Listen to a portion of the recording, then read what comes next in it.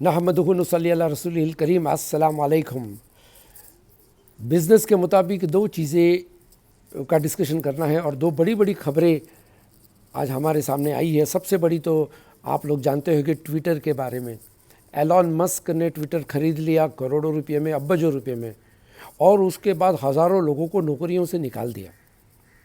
और दूसरी बड़ी खबर है अमेज़ॉन वालों ने भी तकरीबन 10-11 हज़ार लोगों को नौकरियों से निकाल दिया।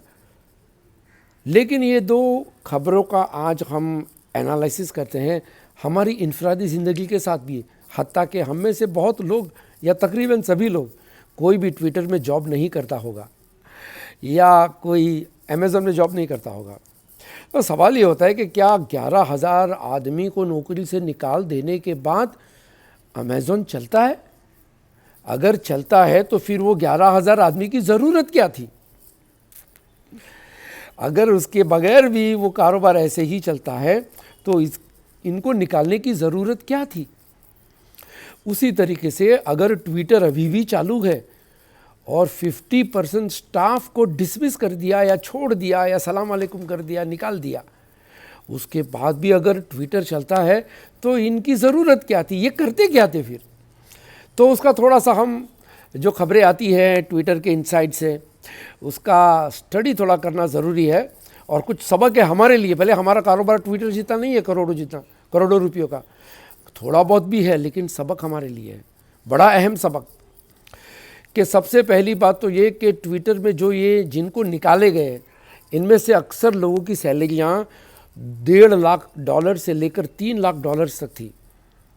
यानी एक साल में इनको कितना मिलता होगा? 3-3 करोड़ रुपया एक साल में। इनकी बड़ी तगड़ी सैलरी के जैसा भैंसा होता है ना, वैसे सैलरियाँ भी इतनी, 3-3 लाख, 2-2 लाख डॉलर सैलरियाँ भी इतनी, और साथ ही साथ इनको ऑफिसों में चाय, सूप, खाना पीना सब मुफ्त में, जितना चाहो जब चाहो। आपने कहीं कोई ऐसा ऑफिस देखा है? बैंक में भी आप जाते हो, स्कूलों में जाते हो, कितनी जगह पे जाते हैं हम, कहीं ऐसा देखा है कि जितना खाओ पेट भर के खाते रहो, ये ऐश करो गवर्नमेंट अपने कंपनी के पैसे से? कभी ऐसा नहीं देखा है। अब ये सवाल होता है कि भाई ट्विटर को बेचने की नौबत क्यों आई? फिर जाहिर है नुकसान होता होगा। जो खरीदने वाला है उसने सबसे पहले यही देखा होगा कि भैया मैं देखूं कि कंपनी खर्च कहाँ करती है। उसने देखा होगा कि भाई ये तो बड़ा अजीब मसला है, ये 15-10 हज़ार आदमी रोज़ खा रहे, क्या मेरे दामाद है क्या? इतना खा रहे, इतना खा रहे। हाँ, जो चाहे तो आप जितनी चाय पियो, जितनी कॉफ़ी पियो। अपने घर में भी ऐसा करते हैं क्या? नहीं करते। अब मस्क ने क्या कहा, इन लोगों को निकाल दिया, क्योंकि वो और खर्चे जो बचे हैं काम करने के लिए, उनको कहा गया कि खाना पीना नहीं मिलेगा मुफ्त में, बस खाना पीना नहीं मिलेगा, ये कह दिया। अब हुआ क्या कि सबसे पहले तो उसके पास जो लिस्ट आई उसमें पहले उसने वार्निंग दी कि जो लोग घर बैठ के काम कर रहे हैं, कोरोना तो गया भी 2 साल हो गया, अभी भी घर बैठ के काम करोगे, सब लोग ऑफिस आ जाओ।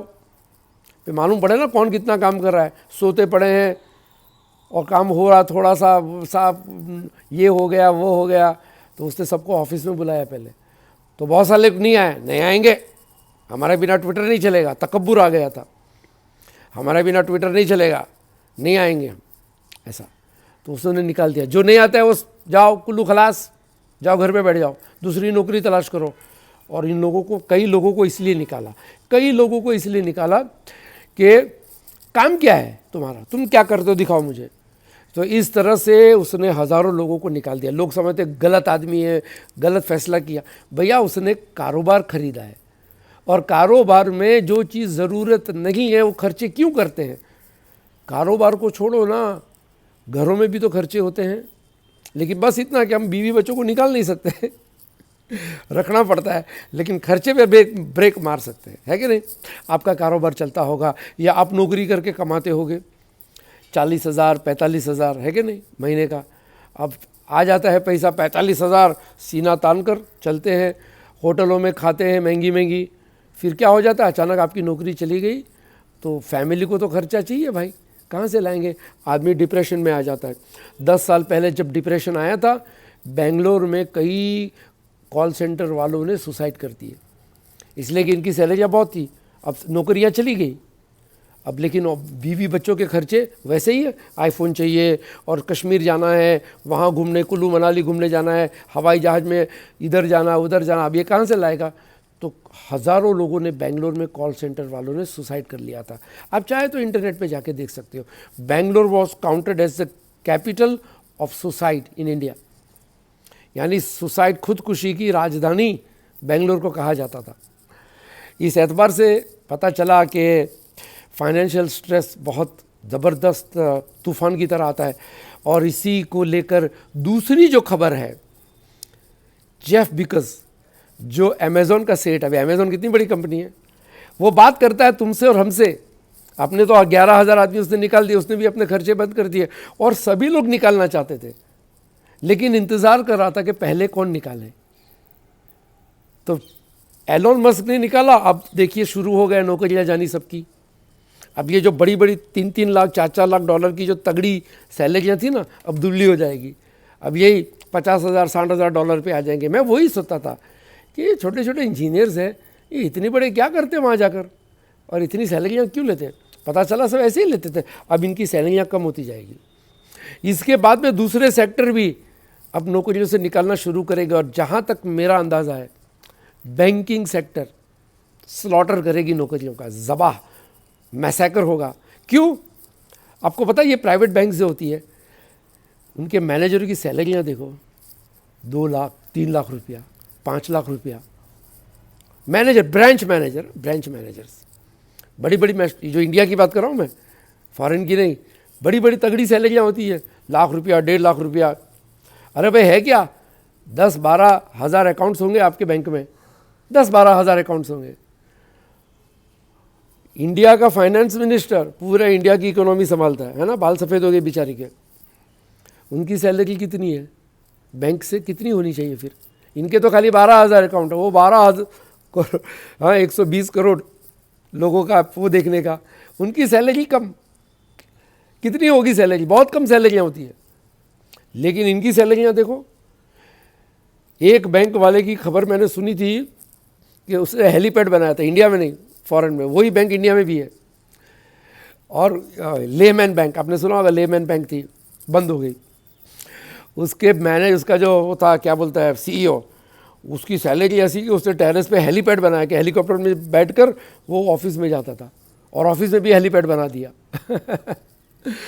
अब क्या हो गया, ख़त्म हो गया। तो ये फिजूल खर्ची करने के जो दिन आए हैं, ये बंद होने वाले हैं। इसीलिए जेफ बेज़ोस ने सबको निकाला तो निकाला, लेकिन एक स्टेटमेंट जारी किया जो तुम्हारे मेरे लिए है, इनफरादी, हमारी बहनों के लिए, हमारी बीवी के लिए, हमारे बच्चों के लिए है। उसने कहा रेफ्रिजरेटर, टेलीविज़न और गाड़ियाँ और लग्जरियाँ खरीदना बंद करो फ़िलहाल, बहुत ही ज़बरदस्त मंदी आ रही है। हालांकि वो कोई वही नाजिल नहीं हुई इसकी, लेकिन एक बिजनेसमैन होता है, जब देखता है उसके बिजनेस धीमा होते जाता है, स्लो होते जाता है, उसकी रफ्तार स्लो हो जाती है, तो उसको अंदाज़ा आ जाता है कि ये स्लो गिराव आ रहा है, यानी मंदी आ रही है, माल मार्केट में बिकता नहीं है, लोग खरीद नहीं रहे।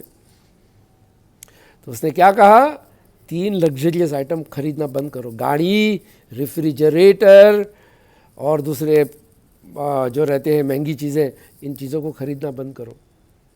अब जेफ अमेज़ॉन वाला, उसकी वेबसाइट से ही सारी चीज़ें बिकती है कि नहीं बिकती है? गाड़ी भी बेचते हैं और एयर कंडीशन भी बेचते हैं और फ्रिज भी बेचते हैं कि नहीं बेचते हैं? वो खुद कहता है अपने ग्राहक से कि भैया अभी लेना बंद करो। क्यों?